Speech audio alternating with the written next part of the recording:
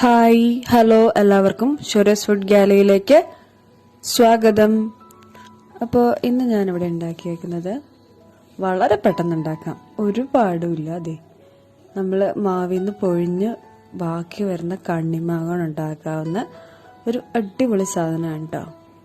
ഇത് കണ്ടോ, ആകെ 3 സാധനങ്ങളുടെ ആവശ്യമുള്ളൂ. എന്താണ്? മാവിൽ നിന്ന് പൊഴിഞ്ഞ് വീണ മാങ്ങയില്ല, സാധാരണ നമ്മളത് എടുക്കാറില്ല അല്ലേ, അല്ലെങ്കിൽ ചുമ്മാ ഒക്കെ തിന്നാറുണ്ട് ചിലവർ. പിന്നെ ഉപ്പ്, പിന്നെ കുറച്ച് മുളക് പൊടി, ഇത്ര സാധനങ്ങൾ മാത്രം നമുക്ക് മതി. അപ്പം ഇതൊരു 10-15 കണ്ണിമാങ്ങയുണ്ട്. അത് ഇങ്ങനെ എടുത്ത് അതിൻ്റെ മുകൾ ഭാഗം ഇതുപോലെ കട്ട് ചെയ്ത് കളഞ്ഞിട്ട് അതിനകത്തെ മാങ്ങാണ്ടി ഉണ്ടല്ലോ അതെടുത്ത് കളയണം.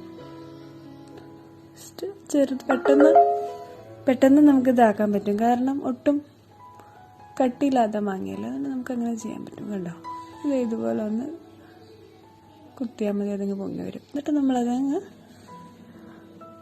എല്ലാം ഇതുപോലെ ആക്കിയെടുക്കുക. കണ്ടോ,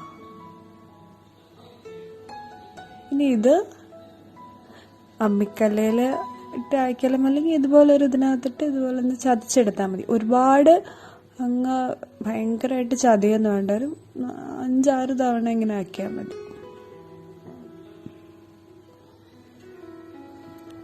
എന്നിട്ട് ഒരല്പം ഉപ്പും കൂടെ ചേർത്തിട്ട് ഒന്നുകൂടെ ഒന്ന് ഇടിക്കുക. അങ്ങനെ എല്ലാം കുറേശ്ശെ ഞാനിവിടെ ചെയ്യുന്ന കേട്ടോ. മിക്സിയിലിട്ട് അടിക്കുകയാണെങ്കിൽ വേറൊരു ടേസ്റ്റാണ്, ഇതാകുമ്പോൾ കുറച്ച് നല്ല സൂപ്പർ ടേസ്റ്റാണ്.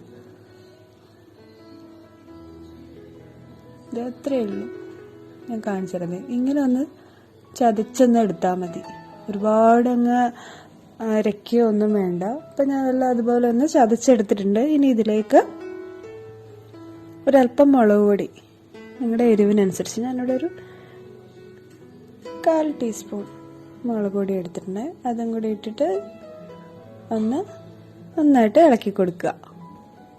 അത്രയേ ഉള്ളൂ, നമ്മുടെ കണ്ണിമാങ്ങ കൊണ്ടുള്ള ഒരു അടിപൊളി ഐറ്റം റെഡി ആയിരിക്കുകയാണ്. കണ്ടോ, എളുപ്പമല്ലേ? ഇത് ചോറിൻ്റെ കൂടെ കൂട്ടി സൂപ്പറാണ് കേട്ടോ. നമ്മൾ മാവ് ഇതൊക്കെ ഇപ്പോൾ പൂത്ത് നിൽക്കുന്ന സമയമാണല്ലേ, ചിലയിടത്തൊക്കെ നല്ല മാങ്ങ വലുപ്പമായിട്ടുണ്ടാവും. എന്നാലും കുഞ്ഞു കണ്ണിമാങ്ങയൊക്കെ കിട്ടുകയാണെങ്കിൽ ഇതുപോലെ ഒന്ന് ട്രൈ ചെയ്തേക്കും, നിങ്ങൾക്ക് എന്തായാലും ഇഷ്ടമാവും. അപ്പോൾ നാളെ ഉച്ചയ്ക്ക് 1 മണിക്ക് നമുക്ക് വീണ്ടും കാണാം.